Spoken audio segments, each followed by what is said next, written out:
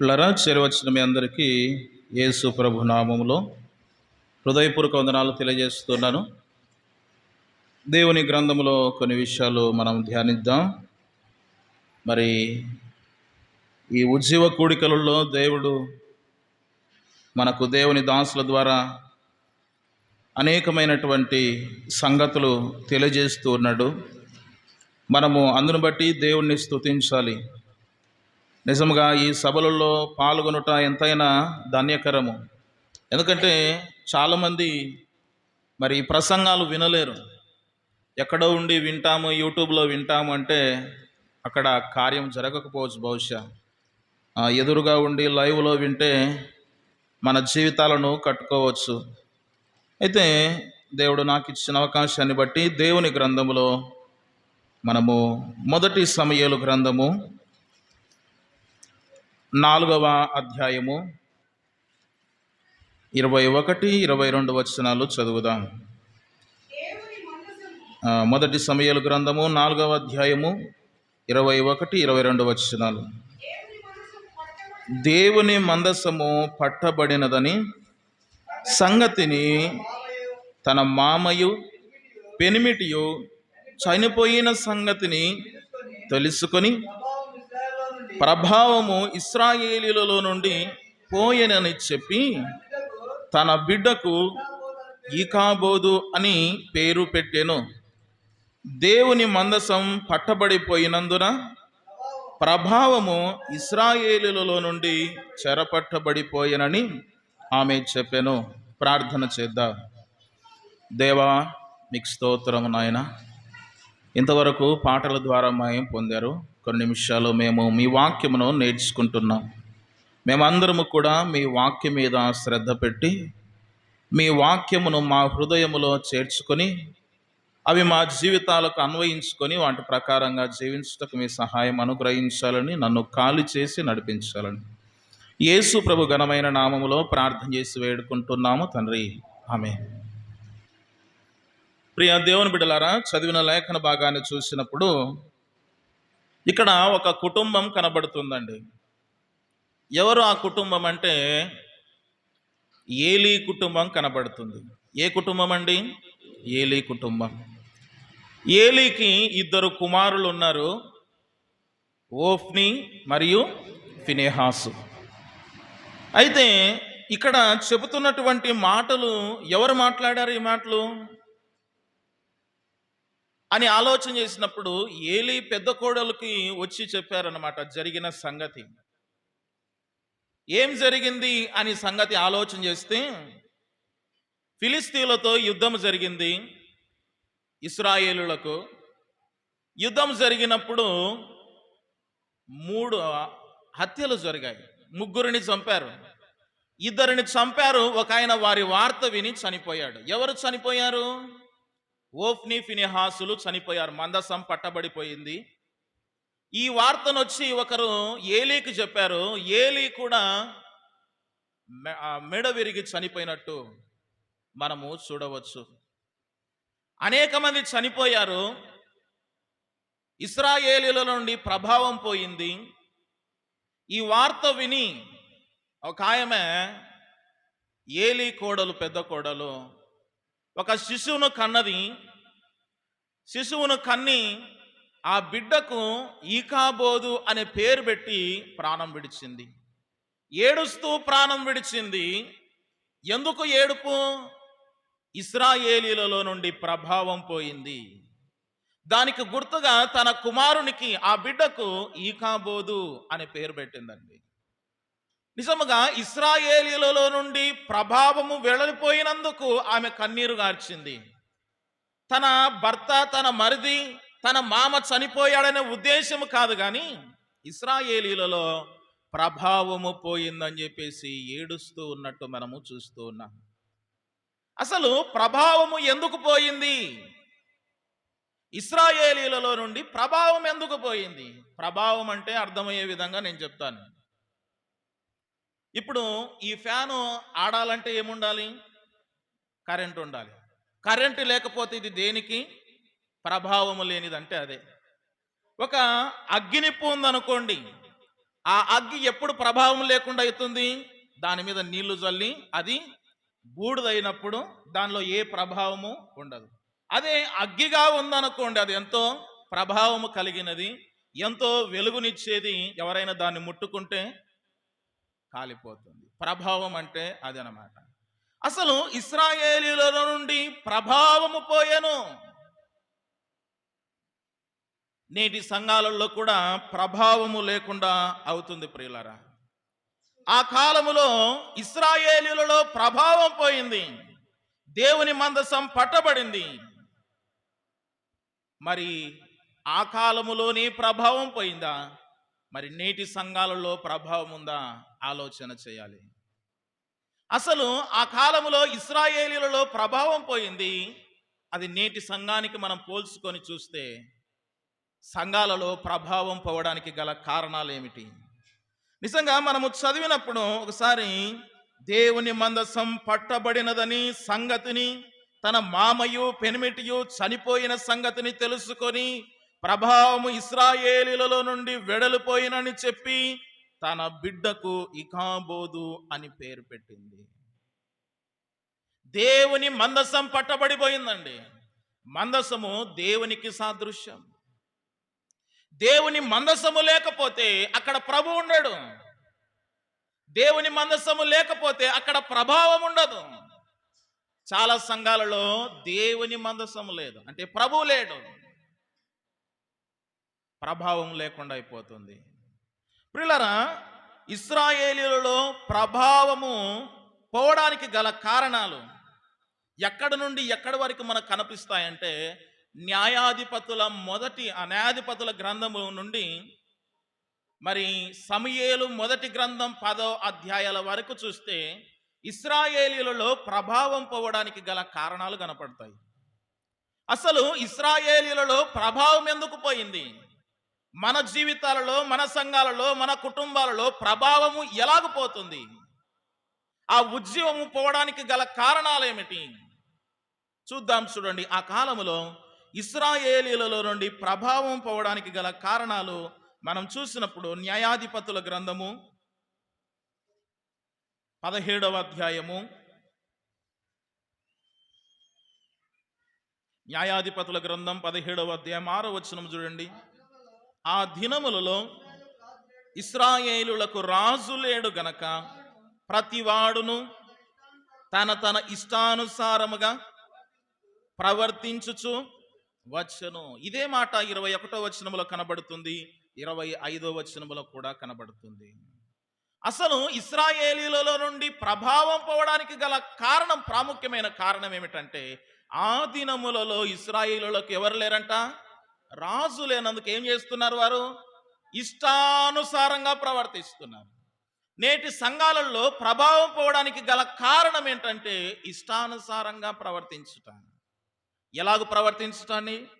ఇష్టానుసారంగా ప్రవర్తించుట. యవనస్తులు ఒక విధంగా ప్రవర్తిస్తే, పెద్దలు ఒక విధంగా ప్రవర్తిస్తే, సంఘములో ఉండిన వారు ఒక విధంగా ప్రవర్తిస్తే, ఎవరికి నచ్చిన విధంగా వారు ప్రవర్తిస్తున్నారు. ఇష్టానుసారంగా ప్రవర్తిస్తున్నారు, ఇష్టం వచ్చినట్టు ప్రవర్తిస్తున్నారు. దేవుని మందిరములో మన ఇష్టానుసారము జరగకూడదు, దేవుని ఇష్టము జరగాలి. ఎవరి ఇష్టము జరగాలండి? దేవుని ఇష్టం. ప్రియ దేవుని బిడ్డలారా, సంఘాలలో ప్రభావము తగ్గిపోతుంది. కారణం ఏమిటంటే ఇష్టానుసారంగా ప్రవర్తించడం, సేవకుని మీద తిరుగుబాటు చేయడం, పెద్దల మీద తిరుగుబాటు చేయడం, కాపరుల మీద తిరుగుబాటు చేయడం, దేవుని క్రియలకు తిరుగుబాటు చేయడం, దేవుని పనులకు ఆటంకముగా ఉండడం, ఇష్టానుసారంగా ప్రవర్తించడం. ఇష్టానుసారంగా ప్రవర్తిస్తే ఉంటుందండి ఉజ్జీవము. ఒక కుటుంబం ఉందనుకోండి, నాదొక ఆలోచన, నీదొక ఆలోచన, నలుగురు కుమారులుంటే నలుగురు ఆలోచనలు ఉన్నాయనుకో, ఇష్టానుసారంగా ప్రవర్తిస్తే ఆ కుటుంబం ఒక మాట మీద ఉన్నట్ట, ఆ సంఘం ఒక మాట మీద ఉన్నట్ట? కాదండి. ఎవరికి నచ్చినట్టుగా వారు ప్రవర్తించడానికి లేదు ఇది. ఎందుకంటే దేవుని సంఘములో దేవుని ఇష్టము జరగాలి. ఎవరి ఇష్టము జరగాలండి? దేవుని ఇష్టం.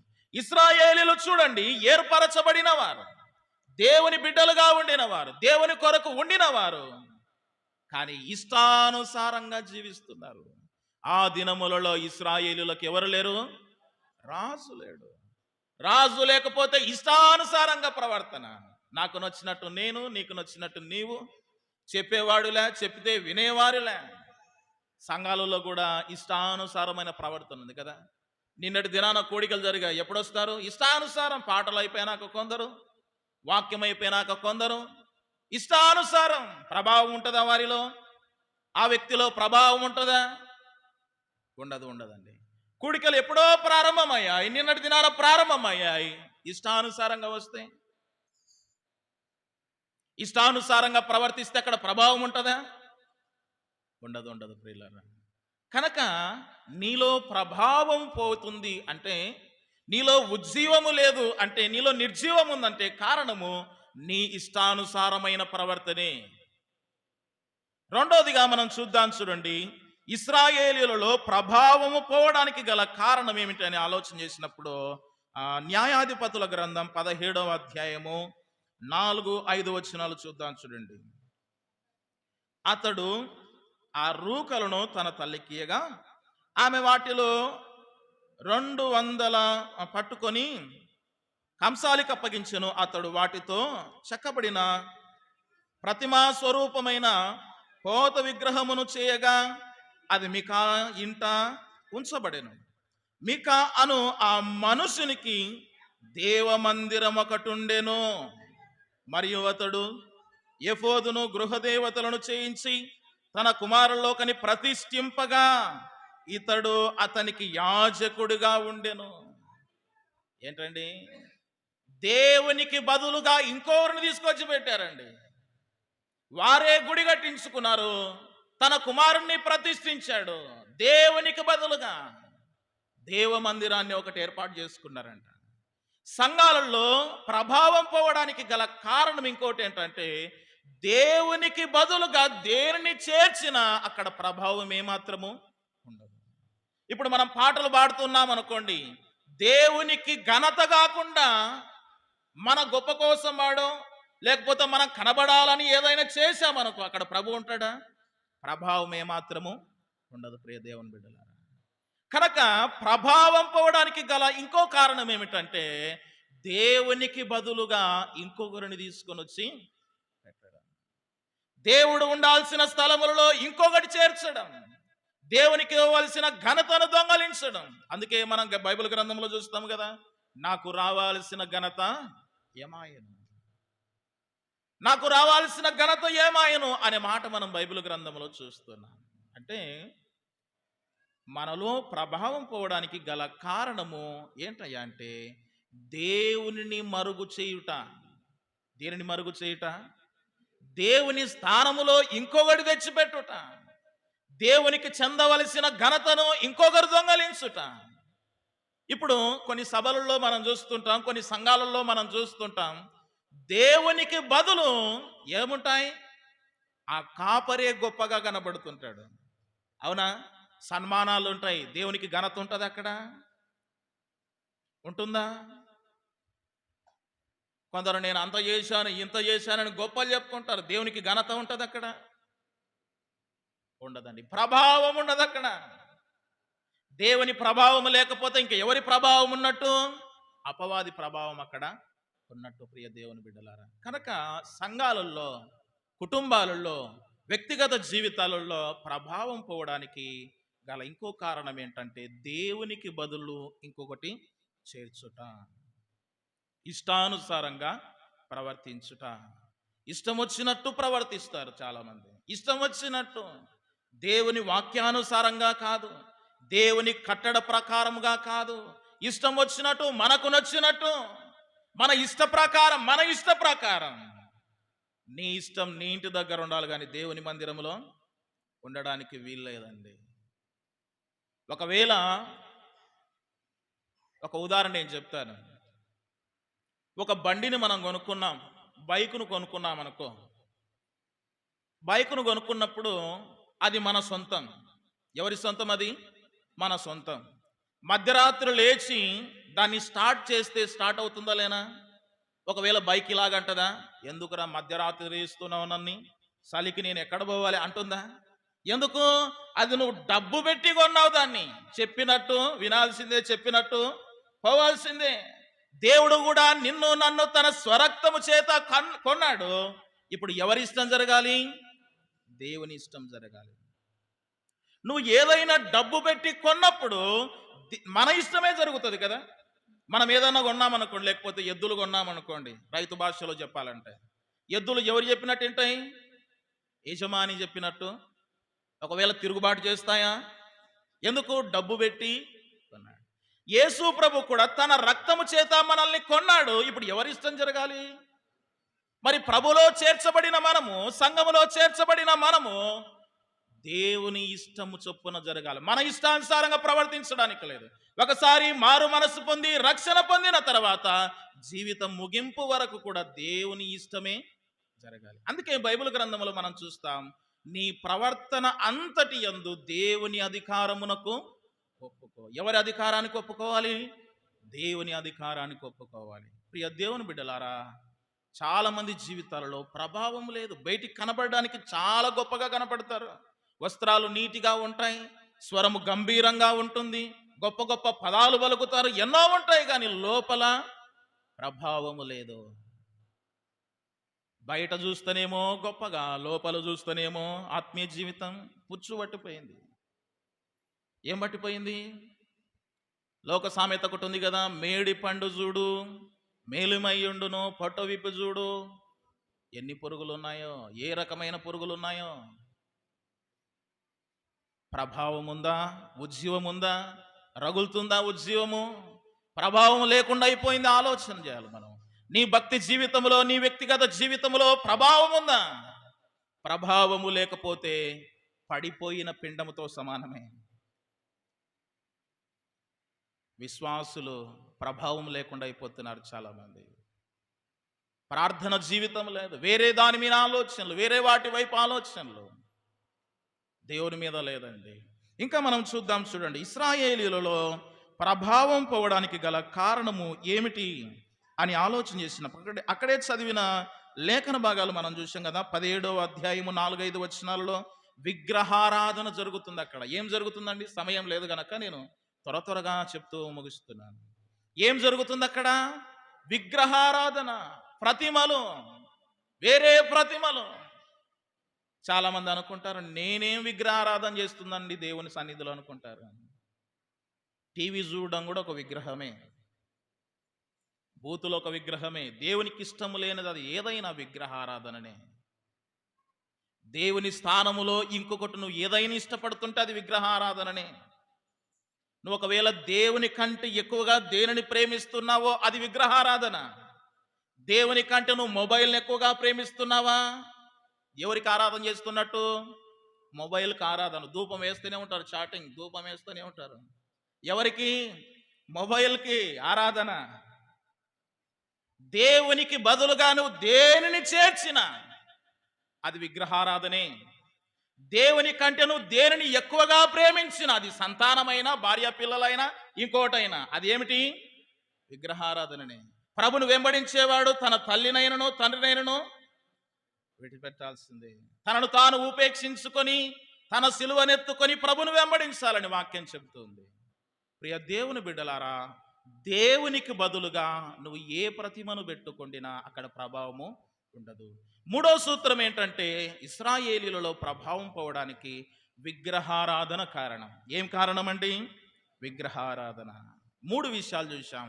మొట్టమొదటిది, ఇశ్రాయేలీలలో ప్రభావం పోవడానికి గల కారణం ఇష్టానుసారముగా జీవించుట. రెండవది, దేవునికి బదులుగా ఇంకొకరిని చేర్చుట.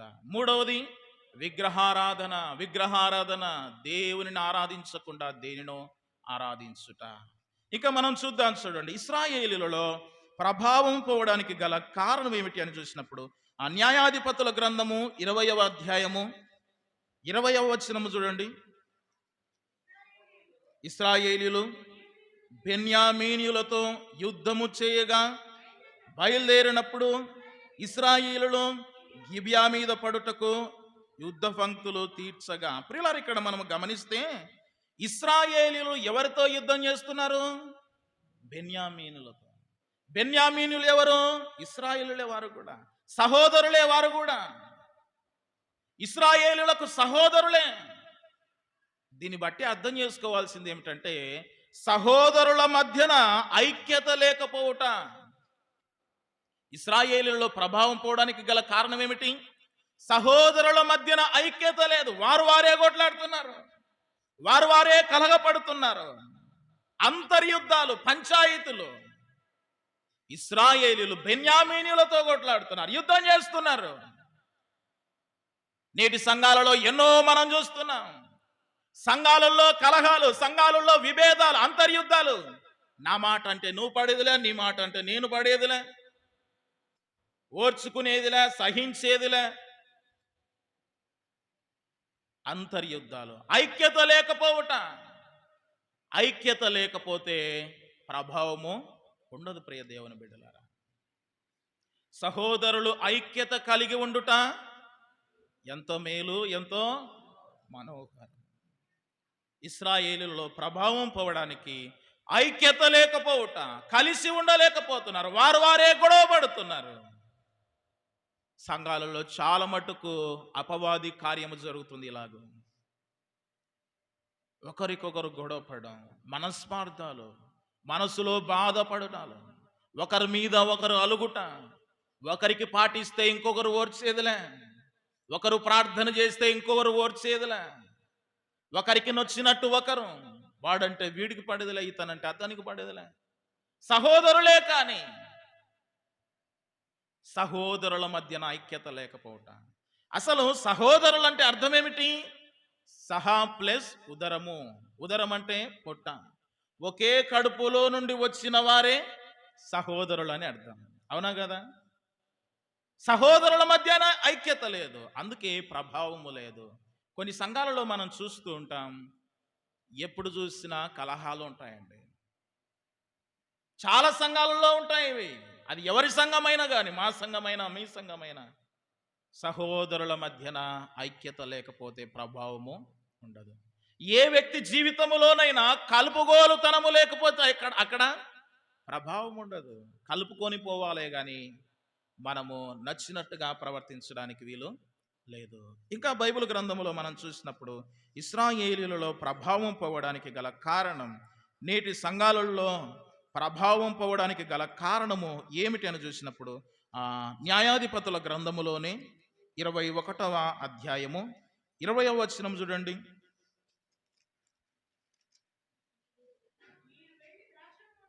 మీరు వెళ్ళి ద్రాక్ష తోటలలో మాటు నుండి సిలోహు స్త్రీలు నాట్యమాడు వారితో కలిసి నాట్యమాడుటకు బయలుదేరగా. చాలండి, సంఘాలలో ఏమొచ్చాయంట? నాట్యములు. ఏమొచ్చాయి? నాట్యములకు. ప్రార్థన చేసేవారు నాట్యాలకు ప్రాధాన్యత ఇవ్వడం ద్వారా ప్రభావము లేకుండా అయిపోయింది. అంటే వారి కళలకు ప్రాధాన్యత ఇవ్వడం, వారి కళలను ప్రదర్శించడం. అవునా కాదా? చాలామంది ఇప్పుడు రీసెంట్గా క్రిస్మస్ పండుగలు అయిపోయాయి. ఏం జరిగాయి? ఎక్కువగా డ్యాన్సులే, డ్యాన్సులే, డ్యాన్సులు. అవి ఏ డ్యాన్సులు అర్థం కాకపోతుంది. అవి డీజే పాటలకు డ్యాన్సులు వేసినట్టు వేస్తున్నారు యవన స్త్రీలు కూడా. మనోళ్ళు చెప్తారు దానికి ఏమన్నా, దావీదు కూడా అప్పుడు బట్టలు లేకుండా డ్యాన్స్ చేశాడు దిగంబరిగా. ఆయన డ్యాన్స్ నువ్వు చూసినావా? ఎట్టేసినాడు చూసినావా? ఆ స్టెప్పులు ఇప్పుడున్నాయా? స్టెప్పులు ఇవేనా? ఎట్లా డ్యాన్స్ చేశాడు ఆయన? ఎక్కడి నుండి వచ్చాయి ఇప్పుడు వేస్తున్న డ్యాన్స్ స్టెప్పులు?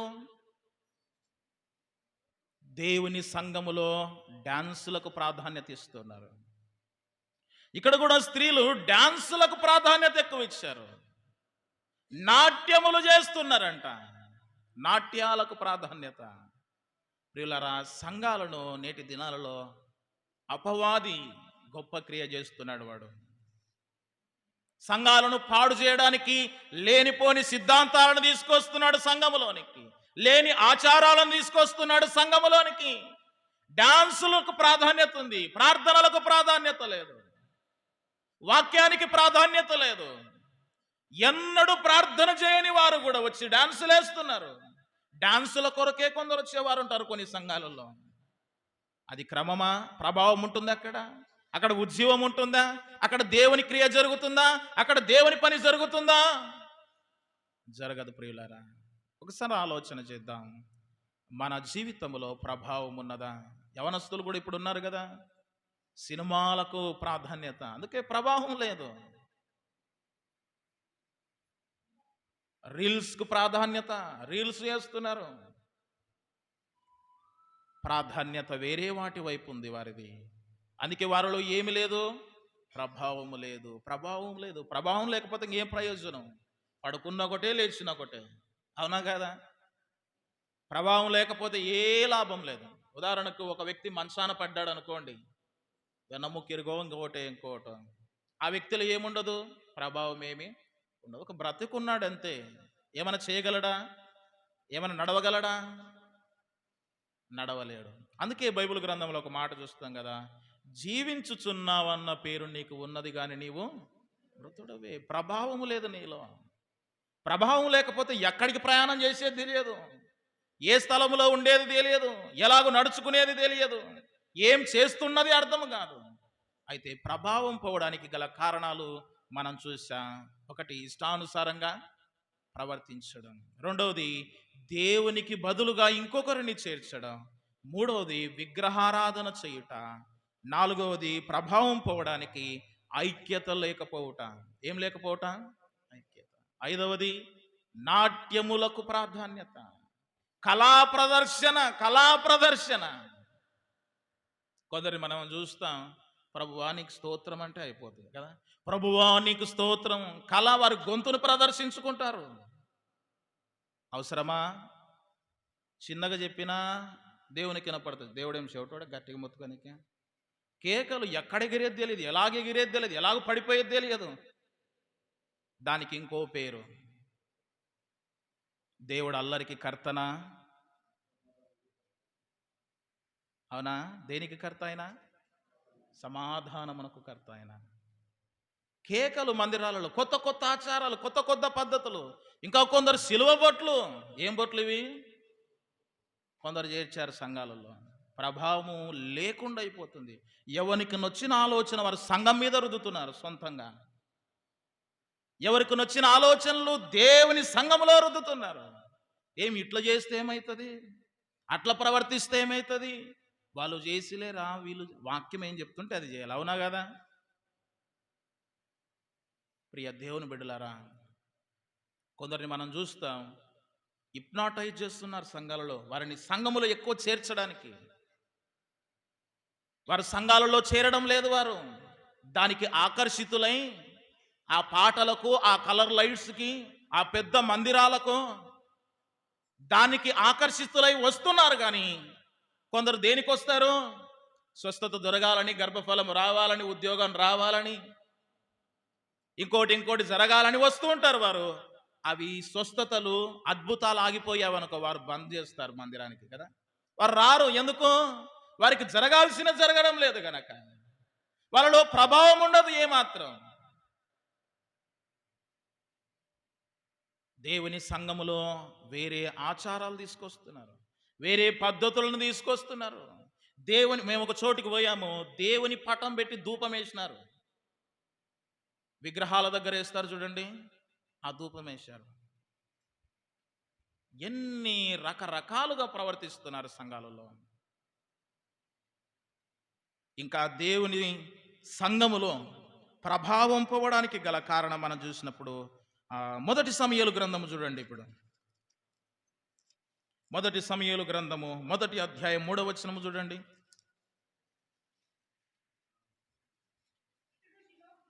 ఇతడు షిలోహునందున్న సైన్యములకు అధిపతి యెహోవాకు మ్రొక్కుటకు, బలి అర్పించుటకు ఏటేట తన పట్టణమును విడిచి అచ్చటికి పోవచ్చుండెను. ఆ కాలమున ఏలి యొక్క 2 కుమారులకు ఓఫ్ని ఫినెహాసులు యెహోవాకు యాజకులుగా ఉండిరి. వీరిని గురించి ఇప్పుడు చూడండి. 2:12 చూడండి, ఏలి కుమారులు ఎలాగున్నారు. తర్వాత చూడండి, ఏలి కుమారులు యెహోవాను ఎరగని వారై మిక్కిలి దుర్మార్గులై ఉండిరి. ఇక్కడేమో 1వ అధ్యాయం 3వ వచనములో ఎలాగున్నారు? యాజకులంట వారు. ఎవరికి? యెహోవాకు యాజకులుగా ఉన్నారు. ఇక్కడ వచ్చేసరికి వారి దేవుని ఎరగని బహు దుర్మార్గులై ఉండిరి. అంటే సంఘములో ప్రభావం పోవడానికి గల కారణం ఇంకోటి ఏంటంటే, దేవుని ఎరగని వారికి దేవుని పనిని అప్పగించుట. ప్రభుని ఎరగని వారికి ప్రభు పనిచ్చారు. దేవుని భయము లేదు ఏలీ కుమారులకు. దేవుని మందిరములోనికి ఏది తీసుకొని వచ్చినా దానిలో భాగము. సంఘానికి వచ్చే స్త్రీలతో పాపము. కనుక ప్రియ దేవుని బిడ్డలారా, ఏలీ కుమారులు బహు దుర్మార్గులు. దేవుని ఎరగని వారికి దేవుని పని అప్పగించడం అంటే, అయోగ్యులకు, ఎన్నిక లేని వారికి ఆ పనిని అప్పగించుట ద్వారా కొందరిని మనం చూస్తాం, పాట పాడడం చక్కగా రాదు, వచ్చి నీట్గా చదువుకుంటూ పోతారు. అయిన వారికి కదిస్తే దేవుని నామానికి అవమానం వస్తుంది. అంటే దానికి ఎన్నికైన వారు కాదు, దానికి యోగ్యులు కాదు. అలాంటి వారికి మనం ఏదైనా పని అప్పగించామనుకోండి, అక్కడ ప్రభావము ఉండదు. ప్రియ దేవుని బిడ్డలారా, కనుక ఆలోచన చేద్దాం. చాలా విషయాలు ఉన్నాయి మన సంఘములో, మన వ్యక్తిగత జీవితంలో, కుటుంబాలలో ప్రభావం పోవడానికి గల కారణములు మనము చాలా చూడవచ్చండి. చివరికి ఒక మాట చెప్పి నేను ముగిస్తాను. 3వ అధ్యాయం 1వ వచనము చూడండి. 1 సమూయేలు గ్రంథంలో, బాలుడైన సమూయేలు ఏలి ఎదుట యెహోవాకు పరిచర్య చేయుచుండెను. ఆ దినములలో యెహోవా వాక్కు ప్రత్యక్షమగుట అరుదు. ఏంటండి ఏ వాక్కు? దేవుని వాక్కు. దేవుని మాట ఆ దినాలలో ప్రత్యక్షమగుట అరుదు. దేవుని వాక్యమే ప్రత్యక్షత లేకుండా అయిపోయింది. ఎందుకు? వీరి ఇష్టానుసారమైన ప్రవర్తన, వీరు విగ్రహాలకు మొక్కుట, వ్యభిచారము చేయుట, పాపము చేయుట, దేవుని ఎరగని దుర్మార్గులకు దేవుని పని అప్పగించుట. అక్కడ వాక్కు ప్రత్యక్షత లేదు. అంటే ఎక్కడైతే వాక్యం ఉండదో అక్కడ ప్రభావము ఉండదు.